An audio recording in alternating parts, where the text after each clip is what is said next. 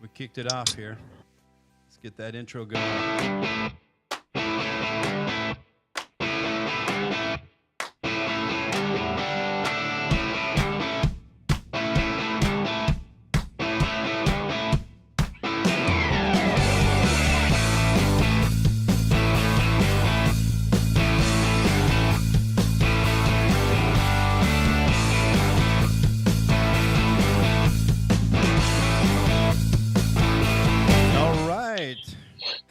We're going to look at it. We got another hour of Real Estate Ramble with Stephen D. Etzel and Jeff Taylor. Yo.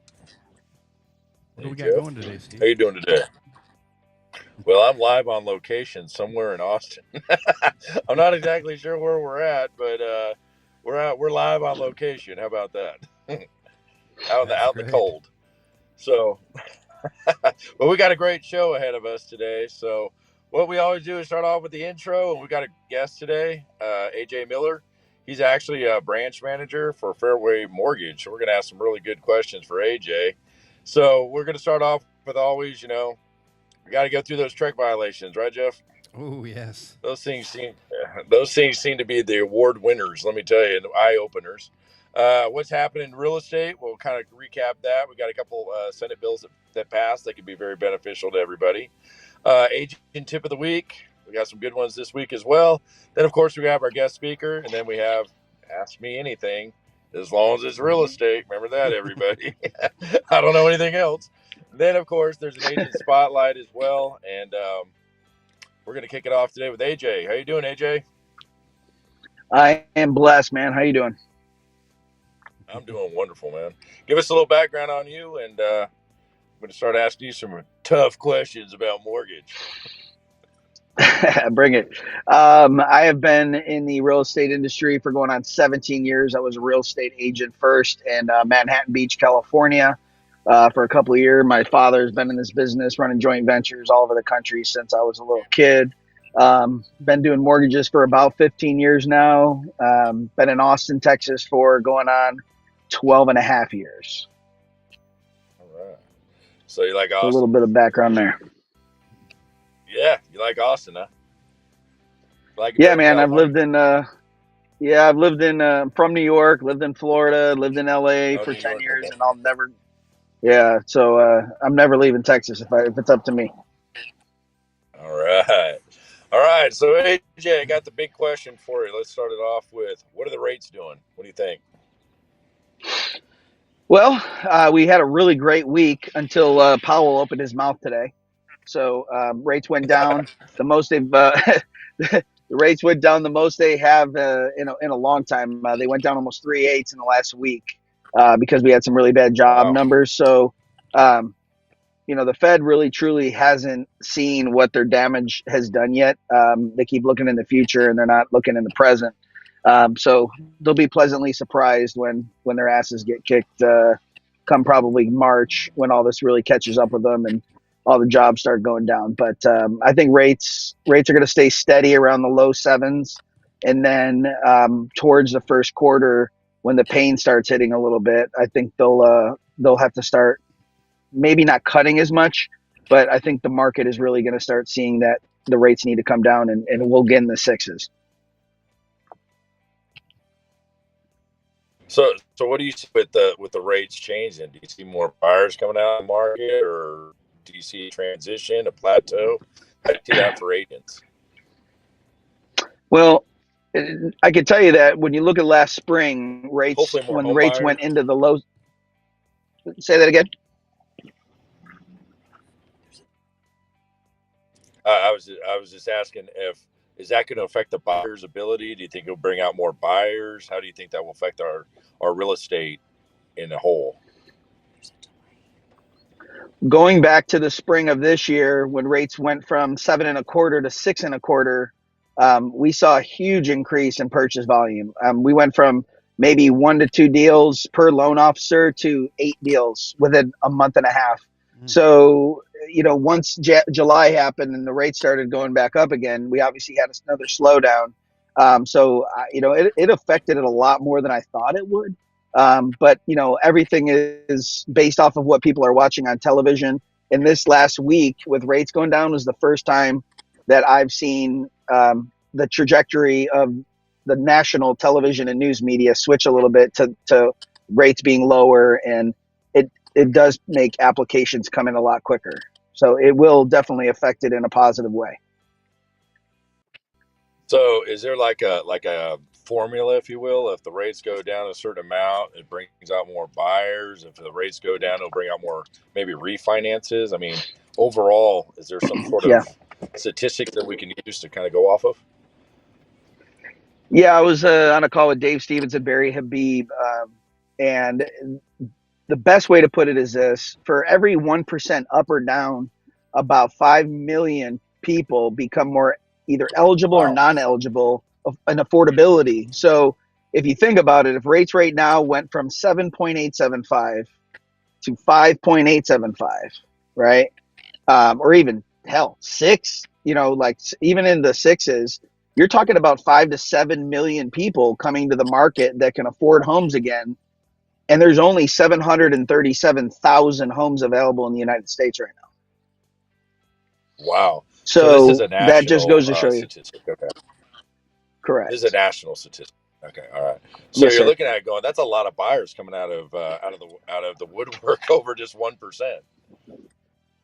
Yeah, I've told real estate agents this in some of my tours is, imagine like cockroaches who have not seen the light of day, and all of a sudden a piece of food comes out, and then they haven't seen it in a while, and you turn the lights on and you will see a horde of cockroaches come out. And literally Right. that is kind of what we saw in the spring with just, almost 3/4 of a point. So, right now is probably so many people have said this is right now the best time, in my opinion, that you can look to buy, because you got all these deals and buy downs and ways that we can structure things, because the inventory is just so low statistically.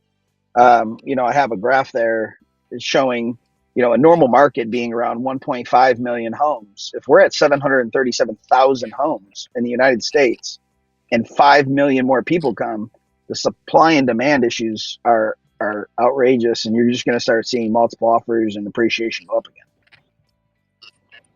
So you're going to probably see multiple offers again. That's what I was thinking too. And also, do you think appreciation, meaning do you think the property values are going to go up again? Yeah, I mean, I really So think when the we've sellers seen ask everything for $1 level million, out. they'll get $1 million. Yeah, I mean, I think Austin has really finally kind of settled and saw where we're at. There's just not enough inventory even here. And we have actually a little bit more inventory than the rest of the country does, to be honest with you. Probably because we saw more increase in appreciation versus a lot of other places. But, when you statistically look at a recession, every time a recession happens, statistically, when you go back even from the 1970s, real estate always does very well. Technically, the only time we really saw appreciation not happen after a recession was in 2009, and that was just because of bad mortgages and didn't really have any economics behind it, right? But if you look at the charts, they still shoot up. But in one of the charts that I have there, that's a really good one right there. If you look back in 1973, people are always like, I'm waiting for rates to come down. I'm waiting for rates to come down. In 1973, the cost was $28,000 to buy a home. And if you would have waited for rates to go down, you would have had to wait till 1993. Wow. So you would have lost almost 500% in equity versus, if you just want to look at something funny like that. But I love this chart because it just shows you the gray lines are recession, and it just shows you the trajectory after every single recession to show you how appreciation works, except for that one little lull in 2009. So that's kind of, I've been getting a lot of calls from investors now. I think they understand that formula. Because Yeah, and I get a lot of investors calling me now, and it's getting to the point where they want to buy the properties for a lot cheaper because they know what the appreciation values are going up. Yeah. So what do you think the yeah. standard appreciation is in Texas? Like just an I overall mean, general statement of appreciation of properties. I just did a whole bunch of, one of the tools I have, I can put in a zip code and it kind of shows me Each zip code is obviously a little bit different with growth patterns and things like that. But technically, a conservative number is around 4.5 to 5%. Mhm. Zip code over zip code. Obviously, some 78704 being closer to the city might yield a hell of a lot higher than Georgetown, Texas, for example. Um, but you're looking at where Georgetown started at 300,000, and now you got houses up to 900,000 within 3 years. So the average, technically, United States wise, is 3.5, but Texas is more around 5.5. So, I mean, if you think mathematically, if you're going in and you're still getting a 7.2% interest rate and you appreciate 5% a year, you're only paying 2.25% interest. Yeah, and the funny part is people forget that you get to write. The higher your interest is, the higher your write off is as well. So Right. Yeah, there's no yes, cap you will on do write that. off. Yeah, and again, I'd say 75% of the people that I'm doing mortgage for right now are getting loans with a 5% interest rate, doing a 2-1 buy down, and we're negotiating all their closing costs. So that with the buy downs, once they refinance in a year or two, they'll get that rate probably closer to the fives, but all their closing costs are getting paid for. Um, and again, like we talked about earlier, because of the supply and demand problem, once the rates go down, the builders are building next year 7% less homes than they did this year. And that is some of the way that we usually get people to get into homes more, is because they'll build more homes. But the builders understand the game. And I really feel like the builders are underbuilding because they're going to end up pricing the homes a lot higher and getting a higher yield per home again, because they know there's an inventory crunch. Yeah. Yeah, that's what I was just going So to say. it's It's going to go the opposite direction. we'll Hey, see here's more another thing. inventory Do you come to have a the lot? market. And there's a lot of people moving to Texas too. So you look at it and go, I don't know if we're going to have enough homes. You Yeah, look I at it think and go, people, all these cities are growing out. yeah, we have an interest rate lock problem, obviously, with, a lot of people were, if you look a year ago, the average rate that everyone had on average was around 4%. That number has already jumped up to 4.5. And the reason why is because everyone is struggling right now. We have the highest debt in the United States we've ever had. We have the lowest savings we've ever had. Um, and when we go through a recession, with people having all the money in their homes, people are like, well, why would I leave my house? Well, here's what's going to happen is people are going to have to tap into that equity, and they're going to have to take a 5.5% interest rate. So we're already seeing people taking 7% interest rates that had 3 to 3.5s, because they have to tap into that equity. And if they get a second mortgage, they're going to merge them. So year over year over year, sooner or later, they're going to have to take a higher mortgage. And when they go to do that, they might say, you know what, maybe I will sell to go buy that house now. So we'll get out of this 3%. Everyone having a 3% rate. It will break itself. It has to, because the American consumer has always done that, right? They get a ton of debt, they refinance, cash out their house, they pay off their debt, they get more debt, et cetera, where they sell. So it's interesting. And that was kind of the problem too. You get into a great interest rate. Next thing you know, you got to sell that property to buy another property. It was just kind of a domino effect. And so that makes it a Yeah, little rough for will like people I to get said, out of it'll their work itself. homes. And It'll work and itself if out. well, if we got a 3.5% interest rate, and let's say somebody gets a 7.25% interest rate, when the interest rates go down, how are they going to refinance? What are you going to refinance into? A 5.5? That doesn't make any sense. Yeah. So it's kind of going Well, the other that's the direction. thing that's So Yeah, that's exactly the point. So then that's what'll happen. So the people that bought in the sevens are going to refinance in the fives and feel really good about it and save money. The people that have the 3 to 3.5 that want to stay in that house but need the money are going to refinance to the 5.5. So it's going to level off the inventory, and then people will start putting their houses on the market, because 5 and 5.5 is a damn good rate, and that's where the banks really want yeah, rates to be in order to make money. Um, so that's kind of where we need to get, and that's a psychological rate that they've done on CNBC, Fox News. Asking people, where would you feel the best, most comfortable place rate wise in order to pull the trigger on a house right now, and everyone had 5.5 to 5.75. yeah. I mean, historically, that's what they've been anyway. I mean, if you look Yeah, at I it, mean they've well, been not a hell of a really lot that. higher, I mean, you know. But yeah, uh, for sure. back in the '80s, they were like 18%. 18%. Yeah, man. I mean, So I so mean, so I this is remember nothing new. when It's I just got into real. psychological. I've been in the real estate field for a little while, and I remember when I first got in, it was 1990s, and they were coming out in the 80s, and they were excited to get a 9.6% interest. So it's not really that much of a Yeah, shocker if you've been through the real estate cycles as many times as we've been through them. And so I just look at people and say, "Just hold on, hold tight. It's just a real estate cycle. That's all we're looking at." I got exactly. another question too, because I get a lot of situations where lenders are telling me it's kind of hard to also get financing due to, like insurances. Have you noticed that the insurance policies have gone up too?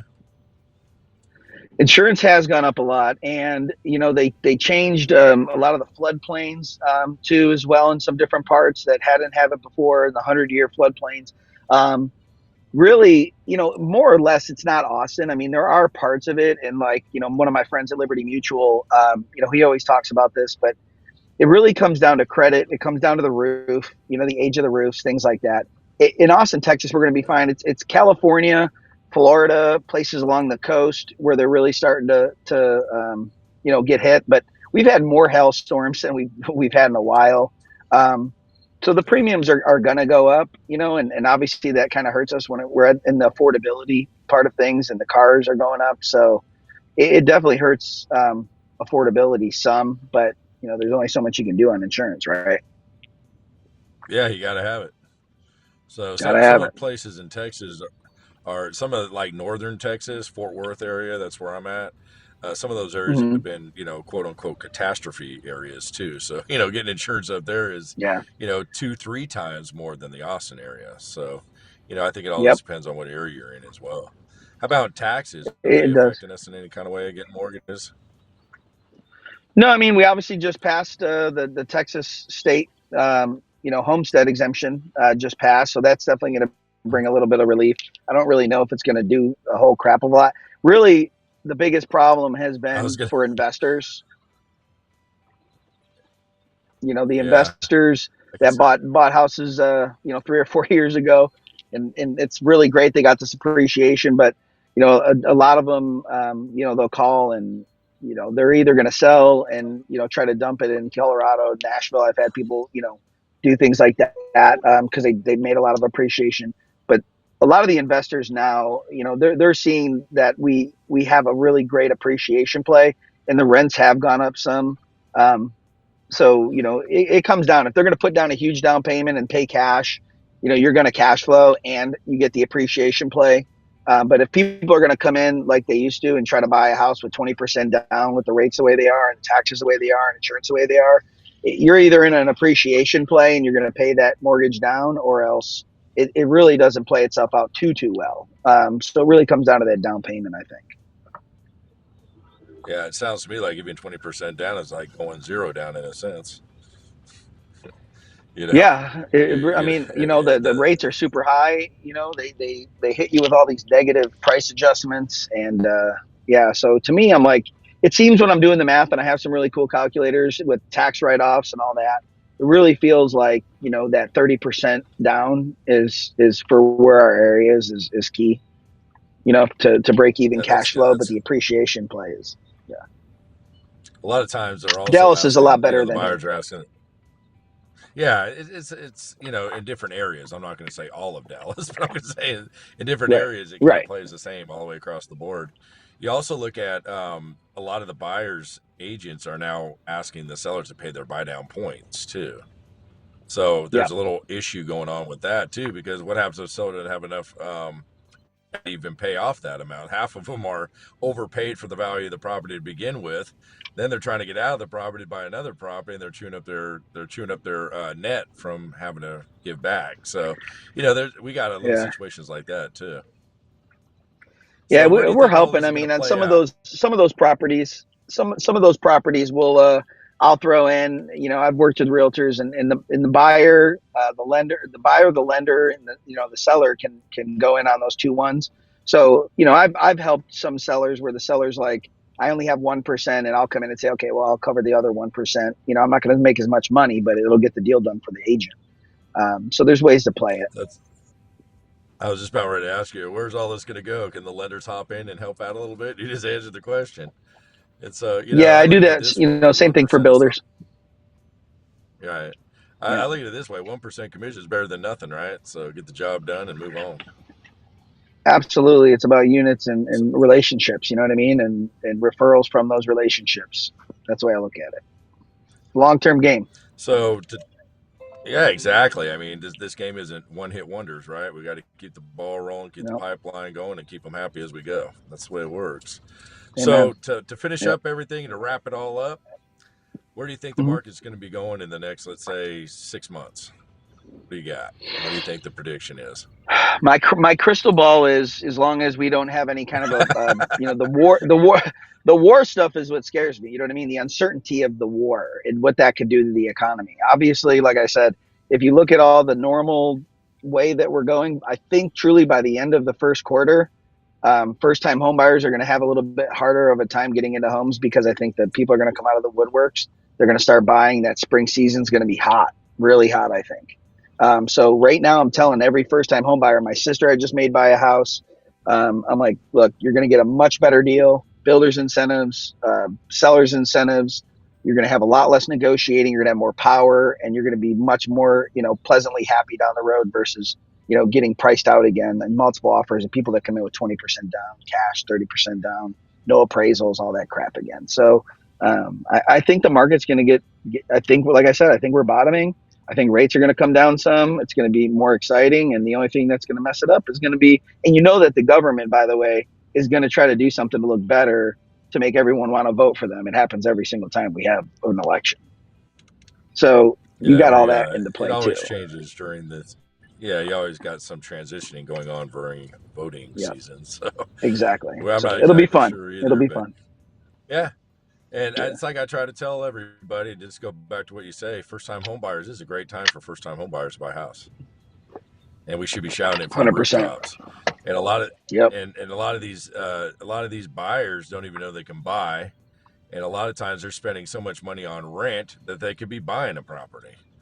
And so, Yeah. 3% down. I I think it's a mean, job. Yeah. All yeah, the products that are available right now, they might be changing it's too. You crazy. never know.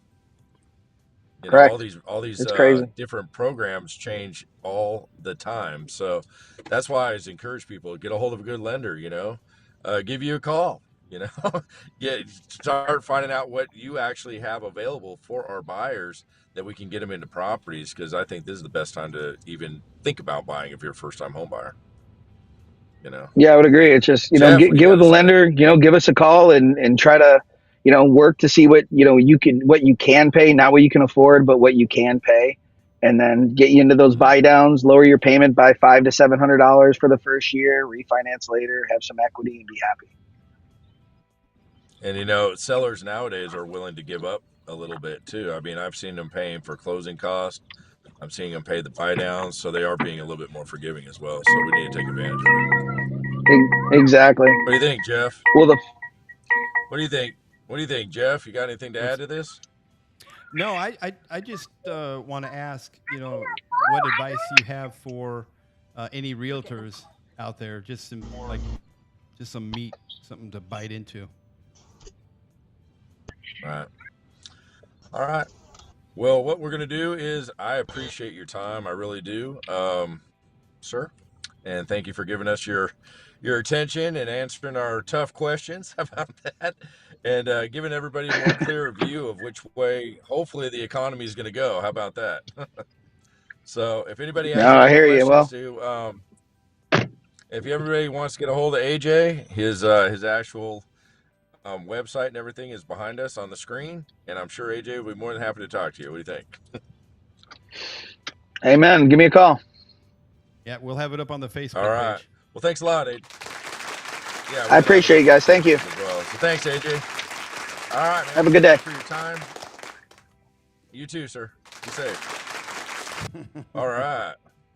That was some good information right there. I like those stats. You like them stats, Jeff? Yeah, those are good. It's nice to hear a positive outlook coming down the pipe here. That's good. That's exactly what I was thinking. I was like, whoa, wait a minute here. Whenever you're looking on the news, you're going, wait a minute, the whole world is gloom and doom, and all of a sudden we got some positive and some stats to support it as well, which is good. Yeah. So I thought that was interesting. If the interest rates go down, more people are going to come out. So I thought that was pretty good. So it's a win, but sometimes not always a win situation. So, that's just kind of the way the economy goes. All right, Jeff, what you got, man? We got a sponsor we got to say hello to, right? We sure do. And I'm trying to find the link right now. Oh, there it is. Okay. This one here, Handyman Plus. He's been hanging around with us for a while. There you go. And he's bailed us out a couple times. We've done several different jobs for different agents, and he's just always there, Johnny on the spot. Does a great job. Great prices. Handyman Plus. From big to small, Handyman does it all. Okay. I love it. Okay, so what do we got coming up next here? Let's check one of my the run favorite sheet. parts. Oh, one of my favorite parts. Oh, train wreck time. Here it comes. Congratulations. Here it is. All right, what you got, bud? What you got for Okay. violation number 1? Violation number uno. Respondent left an unescorted buyer and repairman at the property with instructions that the buyer should lock up and return the key to the lockbox when they're finished. So, we've had this hit before. The reason we added this one, because this property was under contract just prior to closing and was vacant.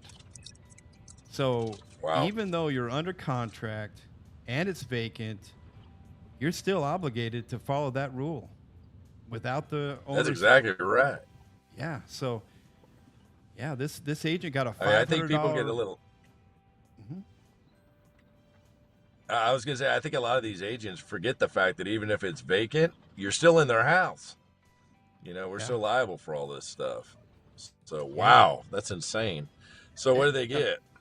Yeah, $500 penalty. And this agent had no prior complaints. So. Wow. So they just stuck him with a 501, and hopefully they learn not to do that again, right? Now, we talked about this last time with the same kind of situation. For a lease, that's different. Remember, under the lease, they're allowed to, if you get permission from the seller, it's vacant, and they sign the liability waiver. There's actually one in the TXR forms that we have, and you have to track them as they go in, but not for sale. So that's interesting. So and that's reality right there too. It seems like people seem to be doing that. I mean, that's number 2 so far. So it seems to be a routine. All right, what do we got for violation number 2? You know what? Here's another one that's just real easy to overlook. This respondent failed to provide an IABS, information about brokerage services, on their homepage of their business website. Real simple. Yeah, that law says 535.1, 535.154 and 535.155 are advertising rules. And what does it say? You got to have that on the front page of your website fully filled out. If it's not fully filled out, that's not giving them an IBS form. And also on your Facebook, social media, and also make sure on your Facebook and social media you also have the consumer form too. What do they get stuck with? $500 penalty, no prior complaints. Ooh, that's a $500 fine. That's been in law since 2018. And every time I teach class, what I always say, get the IBS form up. And also, you can now deliver it on your, remember, you can do it through your email too, through an attachment, or also a link that goes off too. So that's a big deal, everybody. So they have to know how you're going to represent them at that time. That's all it is, an agency, representation form that they can decide. And it doesn't create agency, though. I had somebody the other day, well, I gave somebody an IBS form. That didn't create agency. What that does is give you a choice of representation. So I think that's where a lot of mistakes are, too.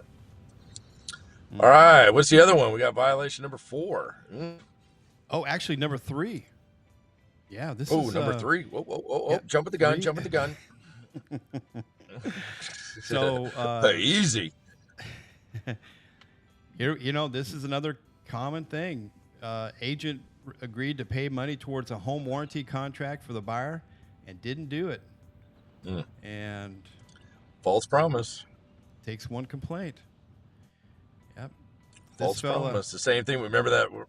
Remember with the whiskey? Yeah. Right. he was supposed to give him some whiskey, and he ended up losing his license and a fine. So they said they're going to pay home warranty. They didn't pay it, and then what did they get stuck with? So $1,000 penalty, and their license is suspended until the fine is paid in full. Wow. So hopefully they could pay that off the next day. So wow. Yeah, right. And how much is a home warranty? About $500-$600. So the money you pocketed just goes back to Trek. Oh man, that's horrible. So that's a false promise, and that's a quick way to get a penalty, obviously. And if we say we're going to do it, we better do it, right? All right, what do we got? Violation number 4. Sorry, I jumped the gun on the last one. I think we're on number 4, right? Yeah, number 4. So this one provided incorrect information in an area outside his expertise and took no steps to verify the accuracy of his statements. So what did they do? He provided an estimate on future property taxes that was completely inaccurate. So if we don't know, make one up. I love it. All right, that goes back to 535.2I, right? Know the scope and know your geographic area. And Trek is really cracking down on this. If you don't know where you're going, you shouldn't go. You don't know what you're selling, you shouldn't sell. And look at that. $500 penalty, no prior complaints, and definitely don't make something up. That's probably the worst thing. Just admit the fact you don't know what you're doing. And then what should we have done? Got a mentor, right? Get somebody that knows what they're doing, and that would have probably helped out that little situation. Yeah. I see it it's kind of hard sometimes for people to give up their commission, or it's kind of hard to give up the fact that they might not know. A lot of pride goes in. But let me tell you, when it comes to consumers, my pride goes away real quick. You know what I mean? Because our job is to protect the consumer. So that just kind of gives you an idea what can happen. So, not good. And the key is to know that you're not going to know everything. You don't have the answer for everything. No. And it's okay to say, no. You know what? I'm not sure. Let me get back with you and consult somebody that might have the answer. It's not a bad thing to say, let me bring in a colleague to help us through this either. You know what I mean? Why is that bad? I don't think every consumer thinks that we know everything. And I think it adds more respect too. If I say, I don't know, let me get a professional or somebody that knows more than me, I think that would be more, to me as a consumer, that'd be more respectful to me overall. Right. I wouldn't think anything less of you. I wouldn't be like, oh man, this guy don't know anything. No, he's giving me the information and getting me somebody that does know. That's called knowledge. Yep. So I concur. I would have saved a pretty hefty fine. All right, what's the last violation we got going on? So here we've talked about this before. Respondent did not provide a CMA when negotiating a listing agreement. And this one is a hefty one. So this $8,000. No prior complaints. Somebody say, ouch. Yeah. That's 535.16. What does it say? We have to give a CMA to the buyer or the seller, right? There you go, right there. Trek complaint, $8,000. So, even if you can't do a CMA or you can't proper CMA, I even advise the seller sometimes to get their own appraisal. That's the law says we got to give them value. And so $8,000, that's a pretty hefty complaint to not give a CMA. Yeah. I mean, how many ways are there to do a CMA? Exactly. There's programs Cloud CMA, out there. RPR, CMR. Yeah. Quick CMAs. We always include, a CMA when you're sending over documents for them to sign, man, include that CMA or that RPR or Remine or whatever. Have them initial it. Make them understand that it's been presented and get their initial on it. Oh yeah, CMAs, RPR, Quick, Cloud. I mean, you name it, we got them. And then on top of that, we got 1004 MCs, so we can even go even further into it. And so we got a lot of things out here that could have prevented that $8,000 penalty. And I always, I push it all the time. Have them sign and date it, so they can't come back and say I didn't receive it, and they really did. So yeah, that's pretty hefty fine for not giving a CMA. Yeah. Like you always say, cover your Whoa. apples. Yeah, there you go. CYA, cover your apples. That's what it's all about. And the sad thing about it is going forward, it's like I tell everybody, a lot of people talk to their friends or they do a lot of Googles and, they find out all this information. And what are they trying to do? They're trying to entrap somebody sometimes too. And so we got a lot of Google lawyers out there and a lot of Google realtors. So how do you prevent that? CYA, cover your apples. That's what it's all about right there. So Okay. Oh, what is in the real estate news lately? We got it here, Steve. All right, we got some news coming out. Yeah, I actually do. We passed a proposition for our property taxes. You see that? That went through. So like we mentioned, like when we were talking earlier, the proposition that passed $100,000 for your property taxes. That's good. Proposition number 4. They also raised it. Yeah, they also raised for certain disabilities an extra $15,000 too. So that was pretty good. Yeah. And they also limited some tax rates on certain properties as well. So on certain homestead properties, so that tax rate can't go over a certain amount of money as well.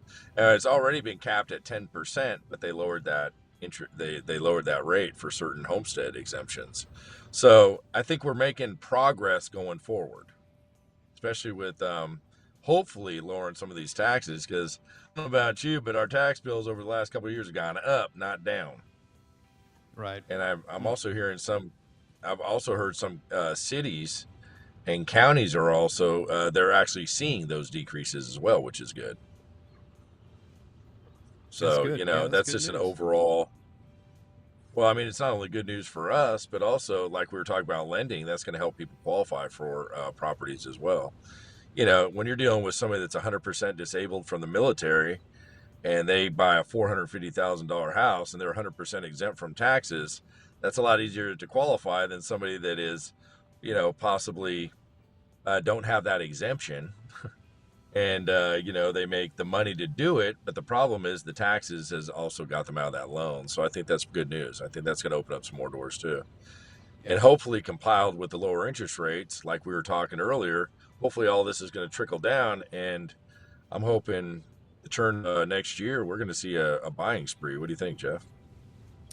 Well, I hope. I mean, after AJ's information there, I feel a little bit better. That's for sure. I feel pretty hyped up. I don't know about you, but I feel pretty fired up over here. I think I always had that gut feeling that the January, February is going to be the start of something great. But my gut's been wrong before, by the way. But, I just kind of was watching, kind of exactly what he was saying. I just kind of followed it along, and with some tax cuts, interest rates going down. I mean, that's a pretty good formula to stimulate the economy. Yeah, definitely. All right. We also got some other news about the NAR. Go ahead. Sorry. Yeah, I was going to say we have a little blurb that we included in here. It isn't really directly related. I mean, it doesn't really for the realtor, but it's a good indication of how the nation, is going along right now. The office supplies or office retail space is taking a hit, and WeWork just filed for Chapter 11 bankruptcy, and they are one of the nation's largest provider of co-working office space. I just wanted to include that just to kind of, let's see what's the nation doing. Well, let's see here. We had some great news. Now Jeff is giving us bad news. What's going on? Whoa! I know. You had me on. Now I'm on an emotional roller coaster all of a sudden. Whoa, Oh, whoa, whoa! So residential's looking good, but what you're saying is commercial retail spots are starting to go down. Well, that's normally what oh, happens. I mean, if you really yeah. look historically, what goes on in real estate when the residential slows down, the commercial picks up. When residential goes up, commercial goes down. So that's historically kind of how it happens anyway. And that's pretty sad. We worked to file 11, huh? Yeah. And for those that don't know what WeWork is, can you give them a little background on that? Kind of give them an idea what that retail spot is? Yeah, so it's kind of a co-working office space. Some people call it hoteling, but it allows an opportunity for somebody to come in and use an office for a period of time. Uh, so it's Okay. a co-mingling, co-work Uh, space.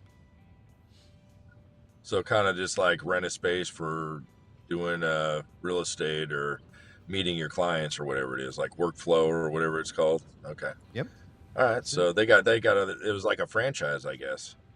Yeah, a real big one. Yeah, they've got 7 Wow. Dallas Fort Worth locations, but they're headquartered out of New York, Wow. and they've got, I mean, many locations. Wow. Well, I'm sorry to hear that, but we all know when companies file bankruptcy, it's not because they're going broke either, by the way. So you never know what's going on. So, but that is, like I said, historically, commercial does slow down a little bit when the real estate residential market picks up. So that's kind of goes back to what we were saying the whole time with the with AJ, right? Things are starting to slowly pick back up again, and with the interest rates going down, so kind of in line. All right, what else we got? We got an update with the NAR. Oh boy. Okay. Uh-oh. Yeah, NAR. I'm sure we all heard about the NAR, right? Well, the actual court case out of Missouri, they are needing to pay now. That was a civil suit, by the way. They're needing to pay 1.73 billion dollars times triple damages, which is roughly 5.5, a little higher than $5.5 billion. That's a lot of money to pay out. That's a civil suit, though. And then also we had a couple settles, right? We had a couple of them settle, and so they're still working on the DOJ side, and so they're talking about that might be going on for a little while. What do you think, Jeff? You think that's going to be settled right away? Uh, Maybe not settled right away, but there's going to have some impact for sure. Yeah, I think so too. And on the flip side of that too, I think there's going to be some appeals. Yeah. So I just, whenever you look at a court case, hey, here's what's going to happen. Here's the judgment, but is that really a judgment? It might be, it might not be. There might be some appeals. So I'm expecting some appeals to come down the wire a little bit, but I'm also expecting the DOJ case against NAR. That's going to be a lot more stringent battle going forward. So we're going to see how that pans out. Right now, pretty much everything's status quo, right? The biggest thing is get buyer reps, because the buyer obviously needs to know how much money they're paying in their commissions, right? So, and also what else does the buyer rep do? It also protects you so you get paid as well. So, one of the biggest things now is buyer reps, and buyer reps. And so I think everybody's already heard about the news about the settlement. So we'll keep you up to date with what's going on with the DOJ case as it evolves as well. So you have anything else for the news?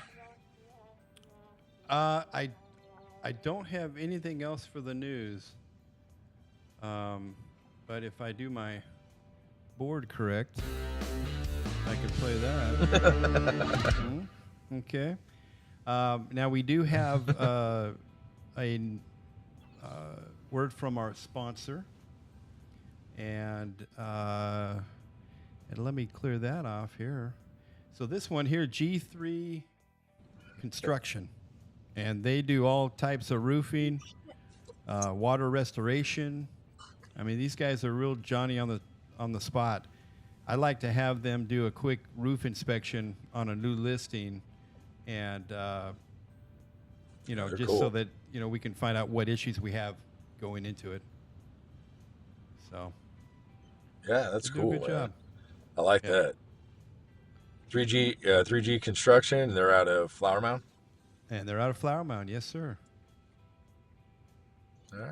So, all right, well, cool deal. Head on down to our next, one of my second favorite conversations. Oh, yeah. our second favorite conversation. Agent tip of the weeks. Oh, I love these. So let me update the agent tip. There we go. And we're going to play the music for that. Oh.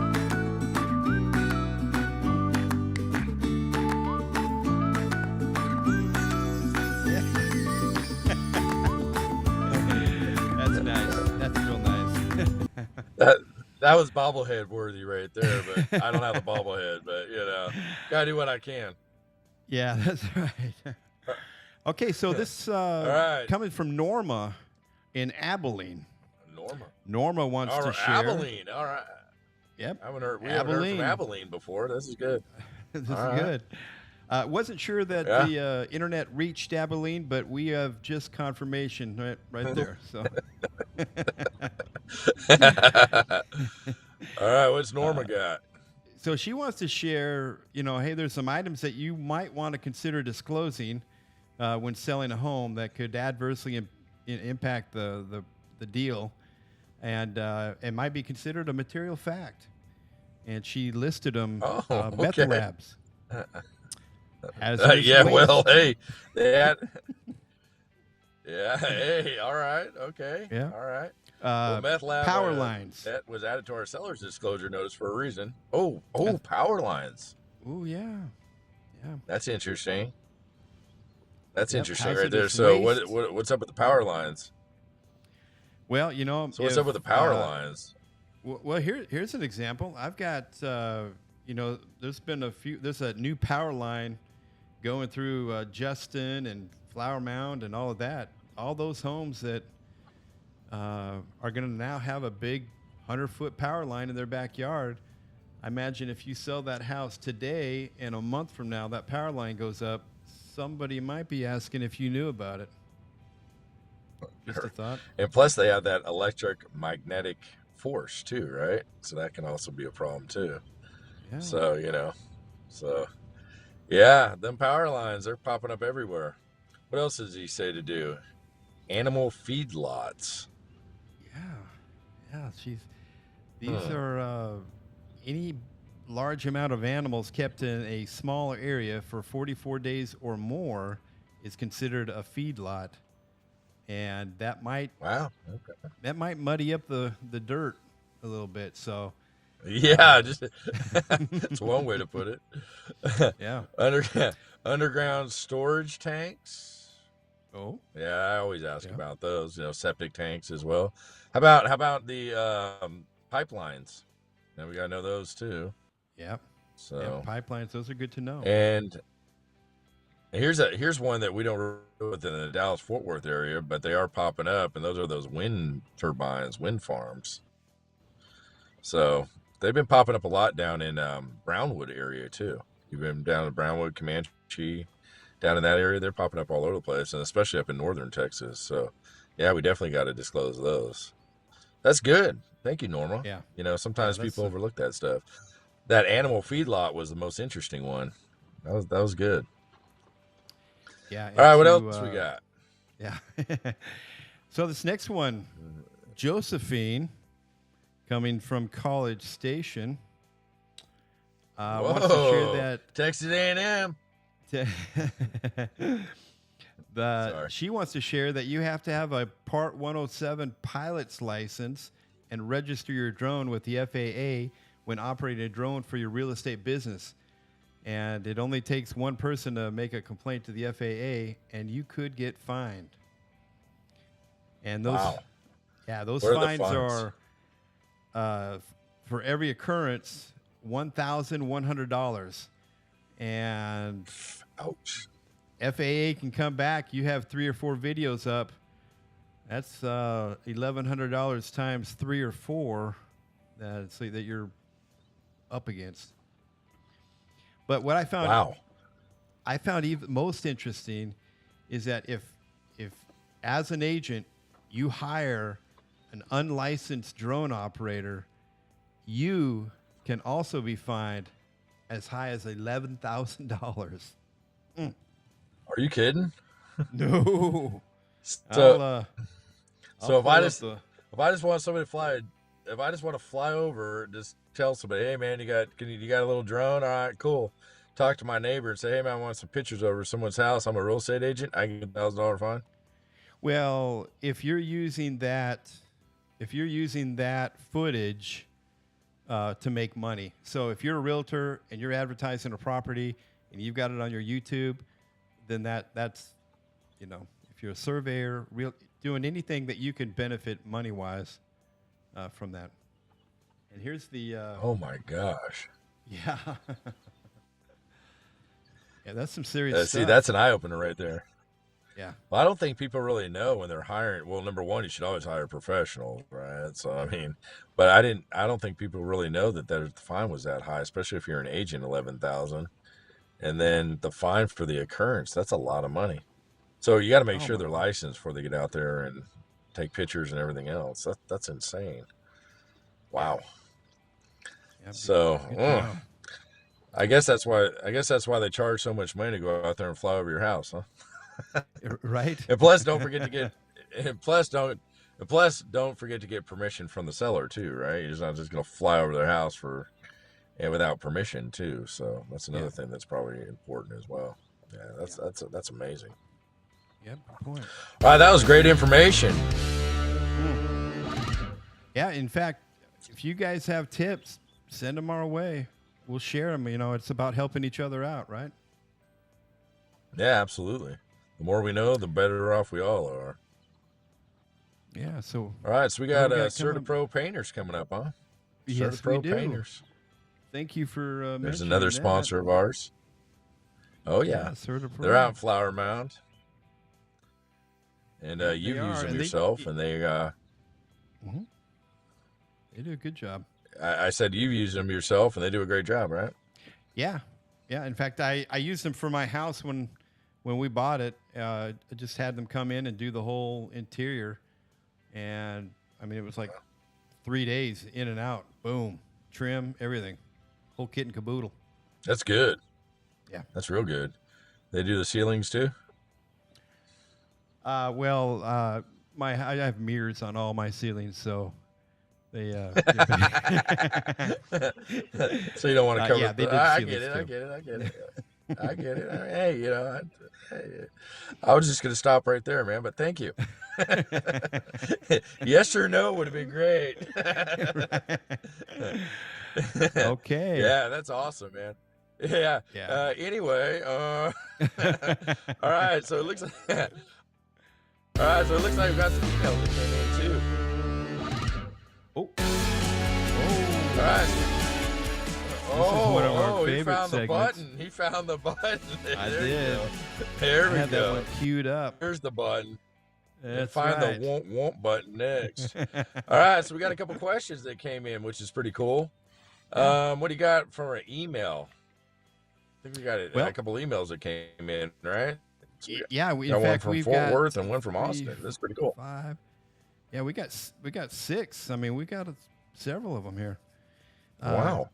Gabrielle from Fort Worth is asking, what does contingent really mean? Okay, well, they is also active kick out. Huh?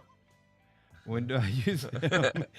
Let me rephrase this. I'm going to paraphrase this one. Yeah, I was about ready to say, I was about ready to go back to, All right. Can you break that down? I appreciate that. Yes, I can. So basically, it sounds like she's just asking, what does contingent really mean? And also, what is active kick out? That's her question. Well, contingency means on the condition that something needs to happen. That's what contingency means in Latin, right? Condition. So a contingency could be a lending contingency. They got to get approved for lending, or else they can get out of the contract, right? That's contingency. So anything that is under the impression that something has to happen and it can't happen, or you're waiting for it to happen, would be a what? Contingency. And so active kickout is when you list a property that is for sale of other property. So for sale of other property, if you read the actual offer when it comes in, they'll have a addendum that says sale of other property. And then if you read in that, it will say if the seller accepts another offer. Now that another offer is a offer other than a backup offer, right? Because they're already under a contract, so that would be a backup offer. But if they want to accept that backup offer, they can ask the original offer to either put up more money, waive it off, or kick them out. And then if they kick them out, that would make the second or the backup offer go into first position. So that'd be a kick out. So the only time you use a kick out is for sale of other property. Contingency would be something still needs to happen, or we're waiting for something to happen, or, financing, or that's probably the most popular one. Yeah. Okay. Good. That makes sense.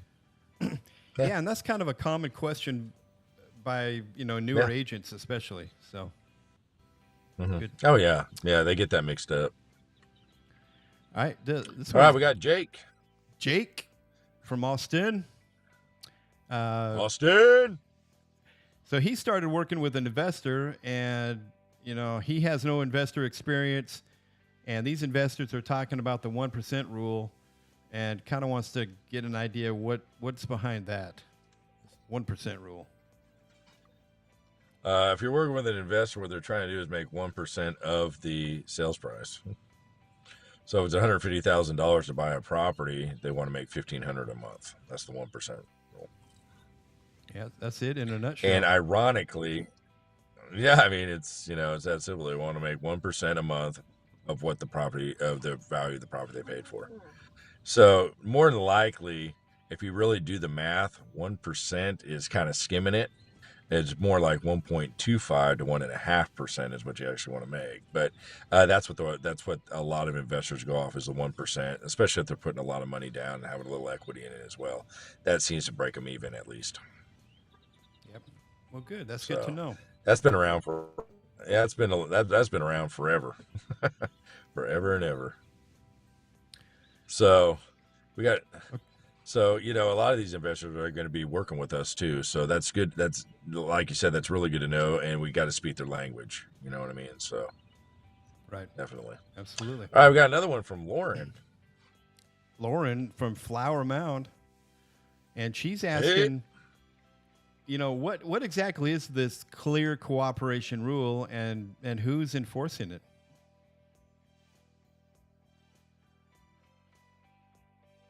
Okay, I think we lost Steve here. And we sure did. Well, anyway, we will wait for Steve to get back. But in the meantime, I'll go ahead and answer this question for Steve. So we will retitle this Ask Jeff for the moment.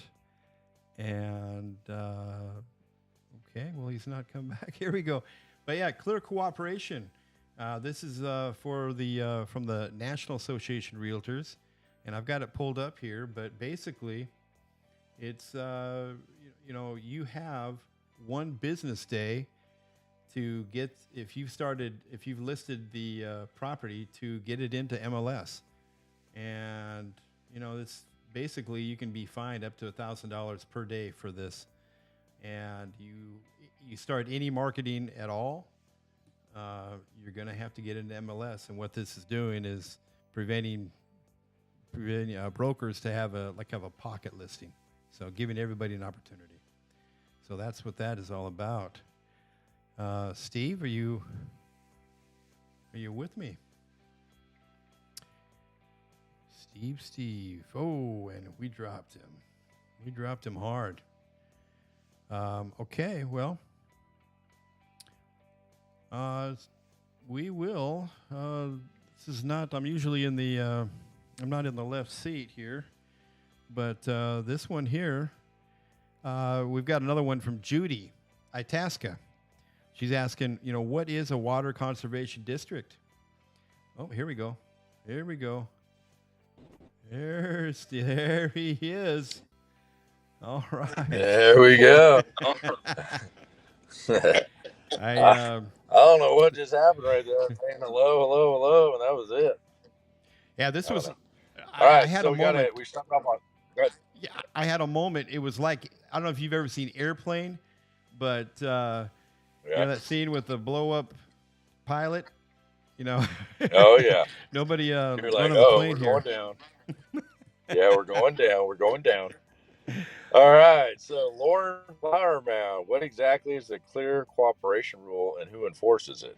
Mm-hmm. All right. Clear cooperation rule has been around since 2018 as well. And clear cooperation basically means if NAR obviously enforce it, because you have to be a realtor, correct? And basically what that means is if you advertise it to the public, advertise the property, if you list a property and you advertise it to the public, and that makes it available to all the rest of the agents, that's called clear cooperation. And you have to change your listing from, let's say, coming soon to active, and you have 24 hours. So that does not mean that if you have a listing within your office, all right, and you don't put a sign out front, all right, you have a listing in your office and I send it out on my Facebook, like an office Facebook, that's not a clear cooperation rule, okay, because it's not out to the public and it's not available for anybody else to see except for our office. But once it's open to the other real estate agent, or realtors, I should say, and it's open for basically everybody to see, what do we got to do now? Clear cooperation, change that from coming soon to active within 24 hours. And the clear cooperation rule is way more advanced than that. I'm just giving an example. And we have a website behind us going on right now. And also, there's also a link to the clear cooperation rule too. And the bottom line is public. So once it's advertised, public is when it hits the clear cooperation rule, because we have to cooperate with other realtors. So That's true. that one gets confused quite a bit. Mm-hmm. Yeah, and they actually, when they first came out with it, NAR was suggesting $1,000 fine. Yeah, that's. Now, have you heard of anybody getting hit with that $1,000 fine? I have not, but I have heard some agents get hit with $150, $200 fines. But NAR's suggestion was up to $1,000 fine, and of course the associations can kind of take it from there. And so I've heard some not much more than 200, but that's still a pretty hefty fine. Oh yeah. So And that's each day. definitely got to follow the rules. Yeah, yeah, that's what I'm saying. Yeah.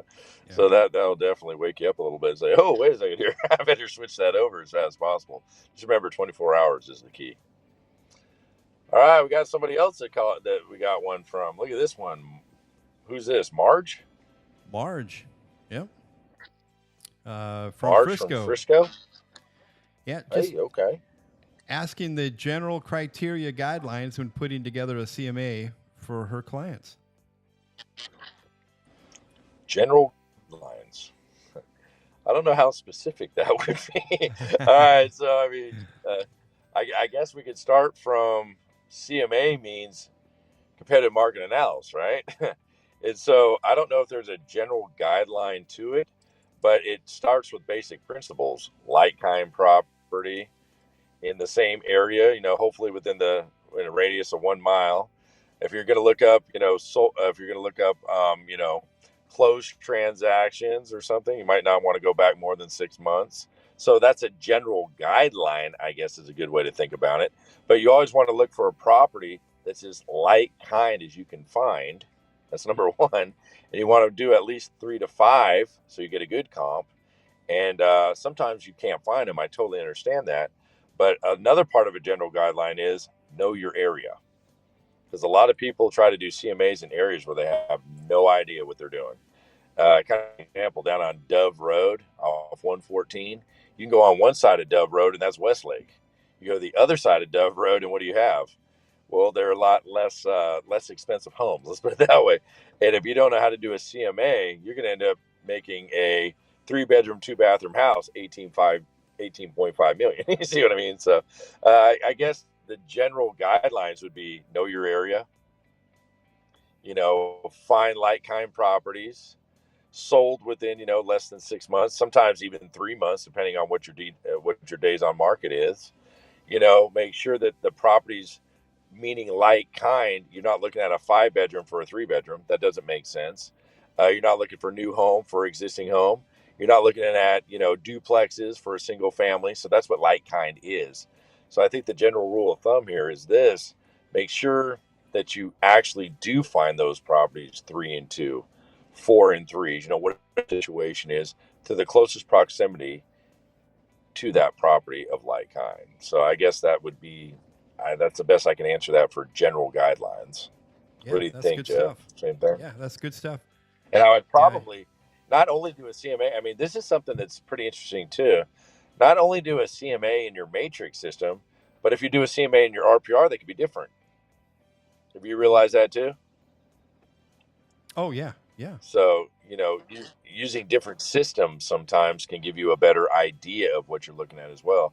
Just because an RPR says it's worth 123,000, there's also refined value in there too. You can also do the refined values, and that goes off even more, more specific of the property, of what the upgrades are and so on. But generally speaking, if one says 123,000 and you go into matrix and it comes out 275, there's a problem. Does that make sense? So you want to use sources as well, like cloud CMAs are really good. If you've never used a cloud CMA, they come out pretty good. Long form CMAs, sometimes you got to make those adjustments, and just use what is more comfortable to you, is what I would probably say. And and compare them and see which one works the best. That's what a CMA is, right? Comparative market analysis. Right. So general guidelines. And I would probably, start as specific as possible. And if you don't have enough hits, kind of broaden that, the range, the square footage, the age, whatever. But be as specific or like as possible. Yeah. Yeah. Absolutely.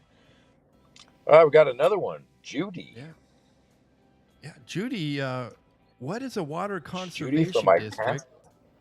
What's that? Itasca. Itasca. All right, so Judy from Itasca asks, what is a water conservation district? Oh boy. All right, And water how do I conservation find out? districts, there's about 101 of them in the state of Okay. Well, there's about 101 of them in the state of Texas. And water conservation districts you can find if you go to the TCEQ website, and we even have a map for you right there where to find them. And water conservation districts are a district that can actually require that you register your wells. That's number one. A lot of people don't know you got to register your wells. And even when you sell your property, even if you were grandfathered in, you got to register your well under water conservation district. Number two, they can also require you to pull permits, right, to dig a well. They can also tell you how deep you can dig a well. And they can also say if you cap your well, there's you do uncap your well. So they kind of limit how you can get to the groundwater, is what they call that. And the groundwater, or aquifer, or pools. And Texas, a lot of water comes from aquifers. They predict anywhere from 60 to 70% of all water comes from aquifers. And so those water conservation districts were created to kind of keep track of where these wells are located, and they can definitely limit what you can and can't do with those wells. Or if there's any water on your property, is another problem, right? And how far you got to dig to be able to get to that water. So, water conservation districts, very important to know. Do you have to disclose it? Yeah, you do. And you have to disclose that on the seller's disclosure notice. There's a place for water conservation districts. And also on your new contract, if you look at the 20-17, go to 611. If you go to 611, those are your notices. So if it's not disclosed on your seller's disclosure notice, and even the buyer's agent knows water conservation district, what do we have to do?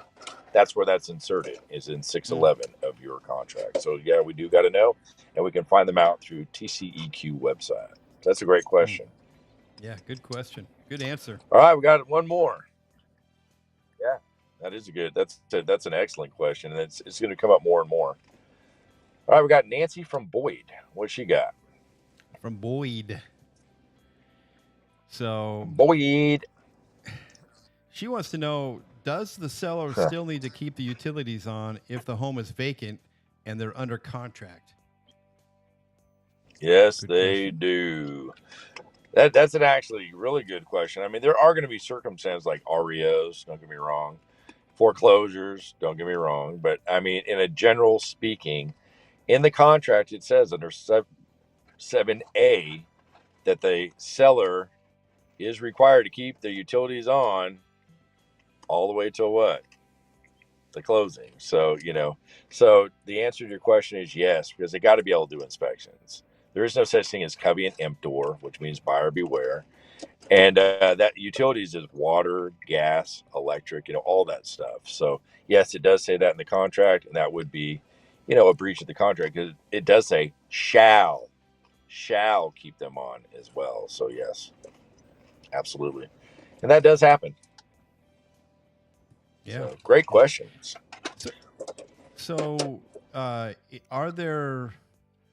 Let me ask you this. 3 days before closing, lender says, "You know what? We need more time." Seller's already got the termination notices in utilities. Is there anything that the seller and the buyer can agree on, or does the seller need to keep those utilities on? Well, if you look at it this way, the contract's not over yet. Yeah. So the contract's not over yet, right? So you're gonna have to write an amendment and extend the contract. So technically speaking, who's still responsible is the seller. But now let's talk reality. Would we want to negotiate that possibly? Yeah, more than likely. Is it negotiable? Of course, everything in the contract is negotiable, correct? Yeah. And so it's just like kind of give you an example.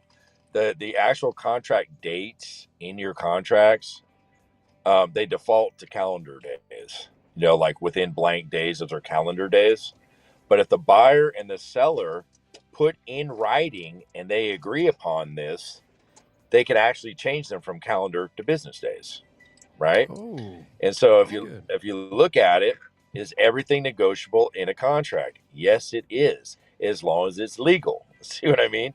And so if the buyer and the seller agree and they negotiate and they put it in writing and everybody's agree upon it, we can very easily say, hey, look, yeah, the contract does say that you have to keep them on until the contract closes, but the buyer's willing to give you, pay for half and you pay the other half, or, whatever you guys negotiate on, and that's perfectly fine. So it just depends on the situation at hand.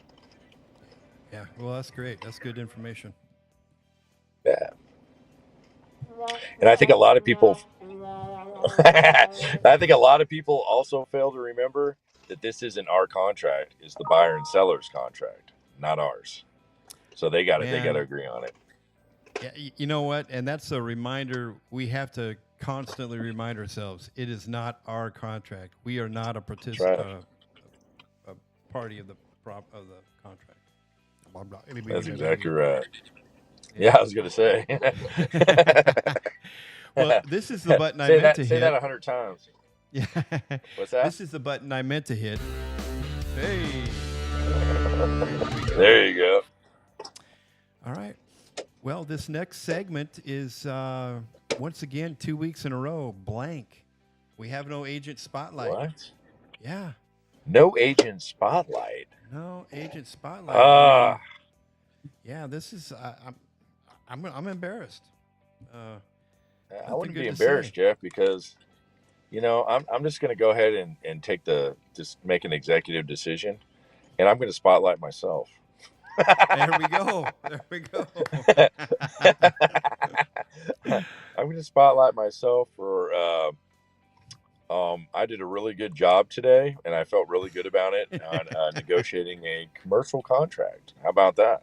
Ooh. And there was a situation that we were dealing with where the seller's agent didn't want to pay the full commission, and we worked it out to where they didn't pay the full, but we got them up an extra point, and we got got to be able to get it in writing now, and we all agree on the LOI.